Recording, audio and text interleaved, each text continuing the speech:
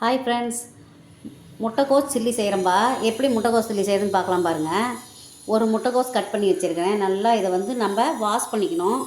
நல்லா வாஷ் பண்ணி கொஞ்சமாக நம்ம வெந்நீரில் போட்டு கொஞ்சம் நேரம் 10 நிமிஷம் வச்சுட்டு அப்புறமா நல்லா வடிகட்டி எடுத்து வச்சுக்கணும். அரிசி மாவு ஒரு 3-4 ஸ்பூன் எடுத்துருக்கேன். சிக்கன் 65 மாவு எடுத்து வச்சுருக்கேன். சோள மாவு கொஞ்சம் எடுத்து வச்சுக்கிறேன்பா.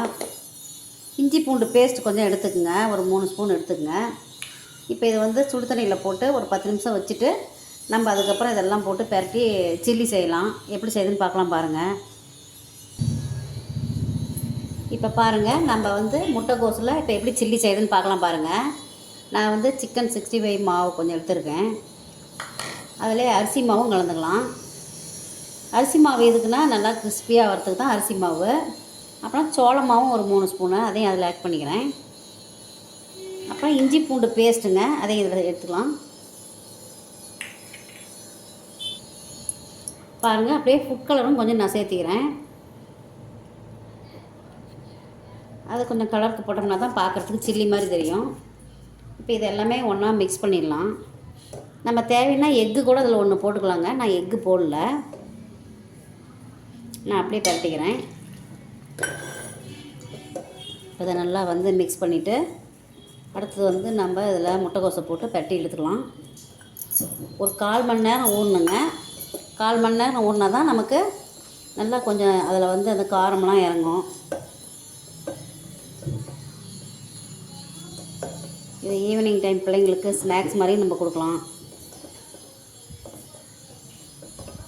இப்போ இதிலே போட்டு பரட்டிக்கலாம் முட்டைக்கோஸை. பாருங்கள், நல்லா வாஷ் பண்ணி எடுத்து வச்சுருக்கேன்.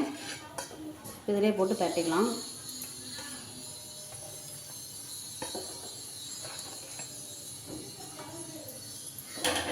இது நல்லா இலையாக இந்த மாதிரி நீங்கள் எடுத்துட்டிங்கன்னா தான் சில்லி போட்டோம்னா நல்லா இருக்கும் பார்க்குறதுக்கு.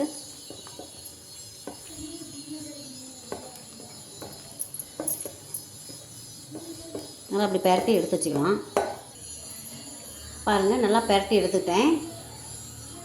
இது ஒரு 10 நிமிஷம் அல்லது 1/4 மணி நேரம் நம்ம நல்லா ஊற வச்சுக்கலாம். ஊற வச்ச பிறகு அதுக்கப்புறம் எண்ணெயில் போட்டு நம்ம பொரித்து எடுத்துடலாம்.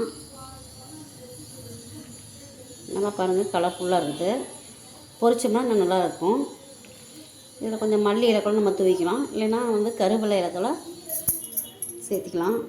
பாருங்கள், கொஞ்சம் நேரம் ஊறட்டும், அதுக்கப்புறம் பொரிச்சிக்கலாம். பாருங்கள், ஒரு கடாயை வச்சு நான் இப்போ ஆன் பண்ணி ஆயில் சேர்த்திக்கிறேன். நல்லா இப்போ ஊறிடுச்சு. இப்போ எண்ணெயை ஊற்றி நம்ம பொரிச்சு எடுத்துக்கலாம்.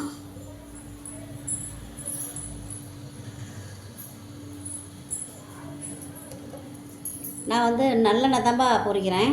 நல்லெண்ணெயிலே பொரிச்சோம்னா நல்லாயிருக்கும். அதுதான் அதிகமாக நான் யூஸ் பண்ணுறேன், அதனால் நல்லெண்ணெயே போட்டுக்கிறேன். உங்களுக்கு எந்த ஆயில் வேணாலும் நீங்கள் சேர்த்திக்கிங்க, உங்களுக்கு பிடிச்ச மாதிரி நீங்கள் பண்ணிக்கங்க.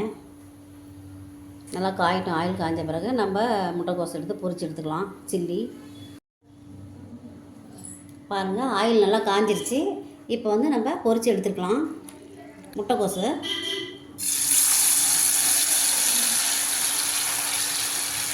இந்த பொரியல் சாப்பிடாதவங்க, முட்டைக்கோஸ் பொரியல் சாப்பிடாதவங்க பசங்க இந்த மாதிரி சில்லி போட்டால் ஏதோ வித்தியாசமாக இருக்குதுன்னு சாப்பிடுவாங்க. இது மாதிரி செஞ்சு பாருங்கள். நல்லா கிறிஸ்பியாக அப்படி தான் நம்ம எடுக்கணும். எண்ணெயில் உடனே நம்ம கிளறக்கூடாது. கொஞ்சம் அது நல்லா வெந்த பிறகு மேலே எலும்பி வரக்குள்ள நம்ம கொஞ்சம் திருப்பி விடணும்.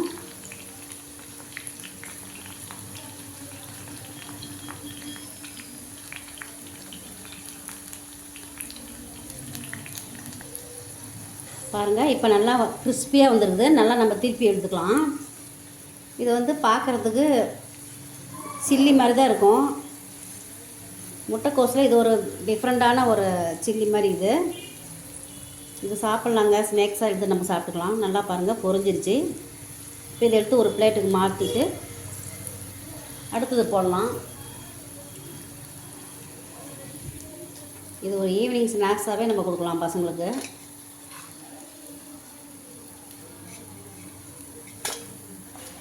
நல்லா மொறுமொறுன்னு வந்துச்சு பாருங்கள். இதேமாரி அடுத்தது அதேமாதிரி பொரிச்சு எடுத்துக்கலாம்.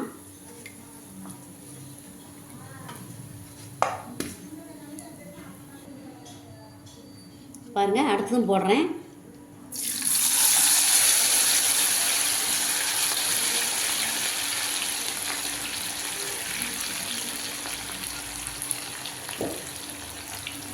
இந்த முட்டைக்கோஸில் பல விதமாக பொரியல் நம்ம பண்ணிக்கலாங்க. பொரியல், இந்த கூட்டு மாதிரி நம்ம செஞ்சுக்கலாம். முட்டைக்கோஸ் சில்லி பண்ணிக்கலாம். ஏகப்பட்ட வெரைட்டிஸ் இதில் வந்து நம்ம செஞ்சுக்கலாம்.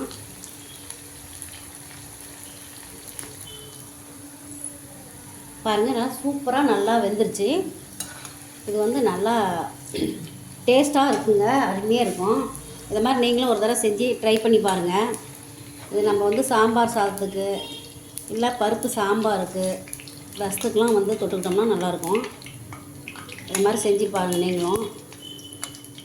நல்லா டேஸ்ட்லாம் நல்லாயிருக்கு. பாருங்கள், கருவேப்பிலை இலை கொஞ்சம் தாளித்து போட்டுக்கலாம். இது ஒரு டெக்கரேஷன் நல்லாயிருக்கும். கருவேப்பிலை தலையும் கண்ணுக்கு நல்லது. இதையும் அதில் சேர்த்து சாப்பிடுங்க, செம்ம டேஸ்ட்டாக இருக்கும். இதை மாதிரி நீங்கள் ட்ரை பண்ணுங்கள். சிக்கன் சில்லி மாதிரி இருக்குதுங்க. இதை மாதிரி நீங்கள் ட்ரை பண்ணி பாருங்க, நல்லா டேஸ்ட்டாக இருக்குது. குழந்தைங்களும் விரும்பி சாப்பிடுவாங்க. இதை மாதிரி செஞ்சு பார்த்துட்டு சாப்பிட்டு பாருங்கள். லைக் பண்ணுங்கள், ஷேர் பண்ணுங்கள், கமெண்ட் பண்ணுங்கள். பக்கத்தில் இருக்கிற பெல் பட்டனும் கிளிக் பண்ணுங்கள். என்னுடைய சேனல் வந்து ரதன்யா கிச்சனுங்க. தேங்க்யூ.